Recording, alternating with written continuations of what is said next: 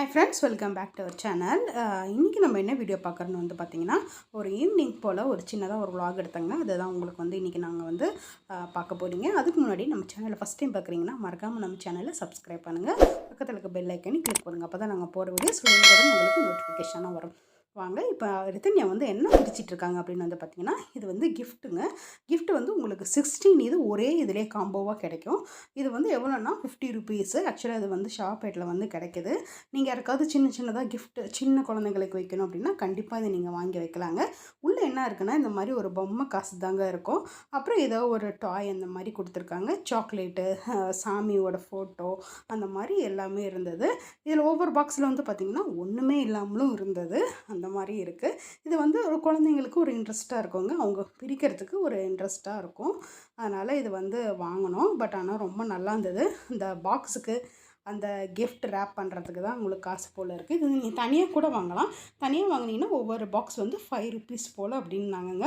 நாங்கள் அதை அப்படியே ஒட்டுக்காக வாங்கினோம். இந்த மாதிரி எல்லாமே இருந்தது. சரி, அதை வீடியோ எடுக்கலான்னு தான் எடுத்தோம்.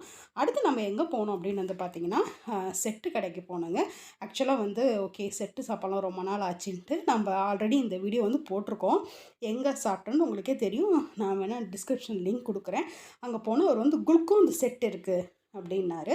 சரி, அதனால் சரி போடுங்க எப்படி இருக்குதுன்னு பார்க்கலான்ட்டு ட்ரை பண்ணாங்க. உங்களுக்கு வந்து 4 பீசஸ் வந்து 20 ருபீஸோ என்னமோ சொன்னார். சரி ஓகே எப்படி இருக்குன்னு நம்ம ட்ரை பண்ணலாம் அப்படின்ட்டு பார்த்தோம். ஒரு வந்து தட்டு வடை வச்சு அதுக்கு மேலே வந்து குல்கோந்து வச்சார்.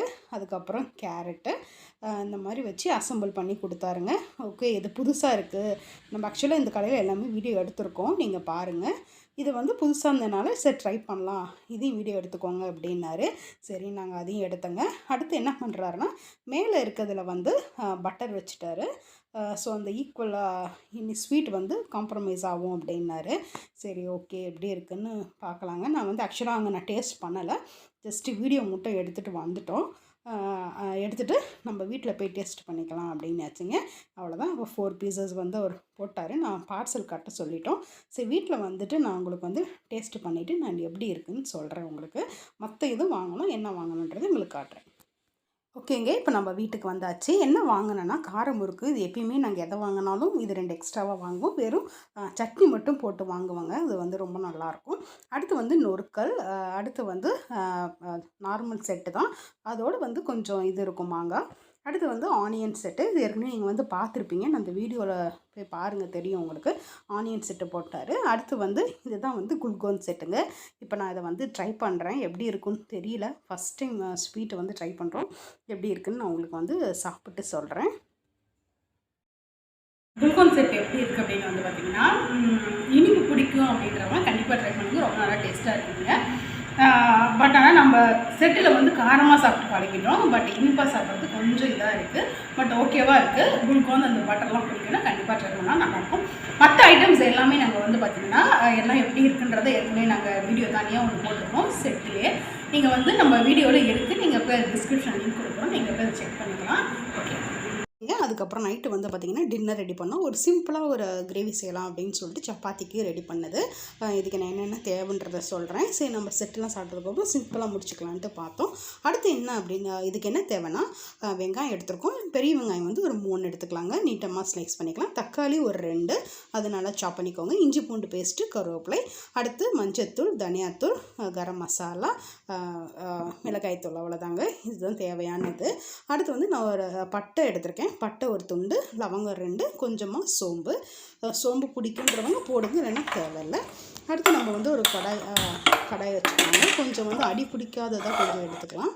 ஏன்னா இது நம்ம எதுவுமே ஆட் பண்ணுறதில்ல, வெறும் ஆனியன் மட்டும்தான் இருக்குது. அதனால் சீக்கிரம் அடி பிடிச்சிக்கும். கொஞ்சம் அடி பிடிக்காததாக எடுத்துக்கலாம். நான் வந்து கடலை எண்ணெய் தான் ஆட் பண்ணுறேன். இதில் நம்ம ஆட் பண்ணிக்கலாங்க. கொஞ்சம் நிறையா எண்ணெய் இருக்கட்டும். ஸோ அப்போ தான் வந்து உங்களுக்கு அடி பிடிக்காமல் நீட்டாக வரும். இப்போ நம்ம நிறையா கொஞ்சம் எண்ணெய் ஒரு 2 டீஸ்பூன் வர அளவுக்கு எண்ணெய் விட்டுட்டோம். இது வந்து பார்த்திங்கன்னா நைட் வந்து டக்குன்னு செய்யலாங்க. ஒரு 10 மினிட்ஸ் நம்ம எல்லாமே செஞ்சிடலாம். ஈஸியான ஒரு சைட் டிஷ்ஷாக இருக்கும். இப்போ நான் வந்து சோம்பு, பட்டை, லவங்கம் போட்டேன். இது நல்லா வெடிக்கட்டும். இப்போ நான் அதுக்கப்புறம் வந்து என்ன பண்ணலான்னா நல்லா வெடிச்சிருச்சு பாருங்கள். எல்லோரும் எண்ணெயே வெடிக்க ஆரம்பிச்சிருச்சு. ஓகே, இப்போ நம்ம கருவேப்பிலை ஆட் பண்ணிவிட்டு வெங்காயம் ஆட் பண்ணிக்கிறோம். வெங்காயம் வந்து நான் கட் பண்ணது ஆட் பண்ணிக்கிறேன். உங்களுக்கு வந்து வெங்காயம் டேஸ்ட்டு கொஞ்சம் கம்மியாக தான் பிடிக்குன்னா நீங்கள் கொஞ்சம் கம்மி பண்ணிக்கலாங்க. பட் வெங்காயம் ஆட் பண்ணிங்கன்னா ரொம்ப நல்லாயிருக்கும் இதுக்கு. இப்போ வெங்காயம் வந்து நல்லா உங்களுக்கு கோல்டன் ப்ரௌன் வர வரைக்கும் நம்ம நல்லா இதை வந்து வதக்கி விட்டுடலாம். ஓகேங்க, இதை நான் அப்படியே க்ளோஸ் பண்ணி வச்சிட்றேன். இது வந்து நல்லா வணங்கட்டும். வெங்காயம் வந்து ஒரு அளவு வணங்கட்டும். அதுக்கப்புறம் வந்து நம்ம இதில் இஞ்சி பூண்டு பேஸ்ட் ஆட் பண்ணிக்கோங்க.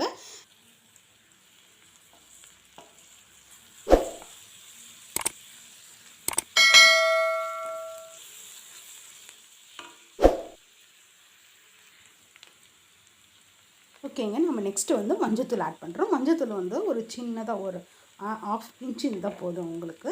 அடுத்து வந்து மிளகாய்த்தூள் வந்து உங்கள் காரத்துக்கு தகுந்த மாதிரி நீங்கள் ஆட் பண்ணிக்கோங்க. நான் வந்து ஒரு டீஸ்பூன் தான் ஆட் பண்ணேன். ஏன்னா கொஞ்சம் தான் நம்ம செய்ய போகிறோம். ஒரு 2 பேர் சாப்பிட்லாம், அவ்வளோதான். அடுத்து வந்து தனியாத்தூள் வந்து இதுவுமே வந்து ஒரு 1/2 டீஸ்பூன் ஆட் பண்ணிக்கலாம். அடுத்து வந்து நம்ம என்ன ஆட் பண்ணுறோன்னா கரம் மசாலா ஆட் பண்ணுறேன். கரம் மசாலாவும் ஒரு 1/2 டீஸ்பூன். நீங்கள் கரம் மசாலா வேணுன்னா நீங்கள் வேண்டான்னா கூட விட்டுறலாங்க. பட் ஆனால் டேஸ்ட்டாக இருக்கும் உங்களுக்கு கரம் மசாலா ஆட் பண்ணும்போது. இப்போ இதோடு சேர்த்து நல்லா வெங்காயத்தோடு இதையும் நம்ம நல்லா வதக்கி விட்டுடலாம்.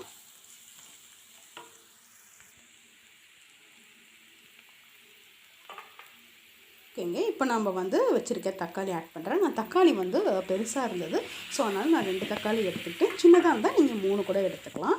இப்போ தக்காளி இதோடு நல்லா ஒன்றா மிக்ஸ் ஆகட்டுங்க.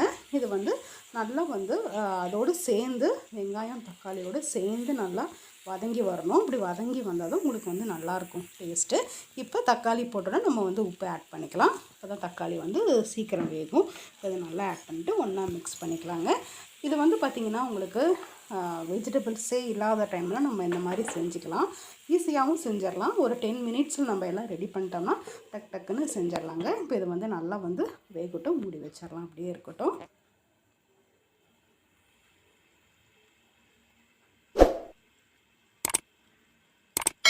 இப்போ நம்ம பார்க்கலாம் எப்படி இருக்குன்னு. பாருங்கள், எண்ணெய் வந்து இந்த அளவுக்கு பிரிஞ்சு வரணும்.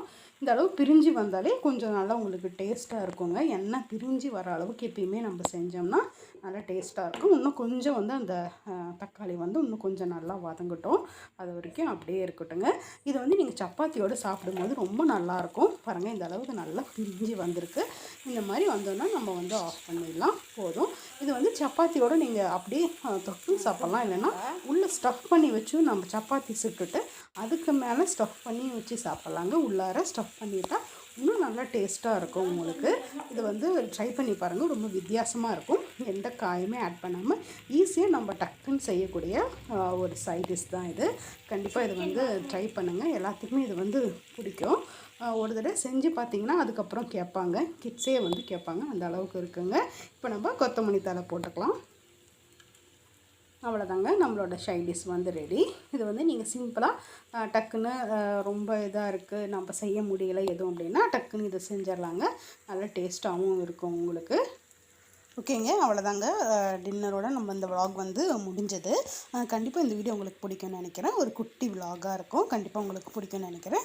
இது செஞ்சதெல்லாம் நீங்கள் ட்ரை பண்ணிவிட்டு எப்படி வந்திருக்குன்னு கமெண்ட்ஸில் சொல்லுங்கள். கண்டிப்பாக நம்ம வீடியோ பிடிச்சிருந்தா லைக் பண்ணுங்கள், ஷேர் பண்ணுங்கள், கமெண்ட் பண்ணுங்கள்.